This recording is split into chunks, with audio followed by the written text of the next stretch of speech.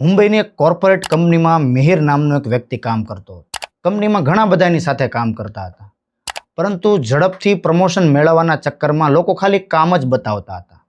કંપનીના ગ્રોથની કોઈને પડી નહોતી. મિહિર થોડો અલગ હતો.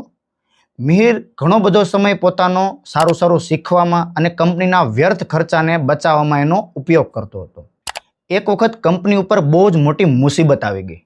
કોઈ પણ વ્યક્તિ જવાબદારી લેવા માટે તૈયાર નહોતો. એવામાં મિહિરે કીધું કે આ પ્રોબ્લેમનું સોલ્યુશન હું લાવીશ. મિહિરે ઘણા બધા લોકોને ટીમમાં એકઠા કરી અને કંપનીને ખૂબ જ ઓછા સમયમાં બહુ મોટો નફો કરીને બતાવ્યો. જ્યારે પ્રમોશન મેળવવાનો સમય આવ્યો ત્યારે કંપનીના જૂના અનુભવી અને જે જૂના કર્મચારીઓ હતા એ લોકોને એમ થયું કે પ્રમોશન અમને મળશે, પરંતુ મેનેજરે પ્રમોશન મિહિરને આપ્યું. ઘણા બધા લોકોએ એને સવાલ કર્યો કે તમે જૂના વ્યક્તિઓને પ્રમોશન કેમ ન આપ્યું અને નવા છોકરાને પ્રમોશન આપ્યું? તો મેનેજરે કીધું કે પ્રમોશન એ વ્યક્તિને મળે છે જે કંપનીની જવાબદારીઓ લે છે, જે કંપની માટે કંઈ કરવા માટે તત્પર રહે છે.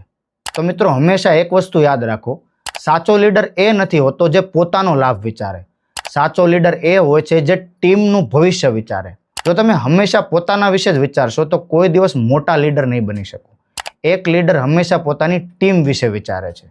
જો આ થોટ તમને પસંદ આવ્યો હોય ને તો લાઇક, શેર ને સબસ્ક્રાઇબ કરવાનું ન ભૂલતા.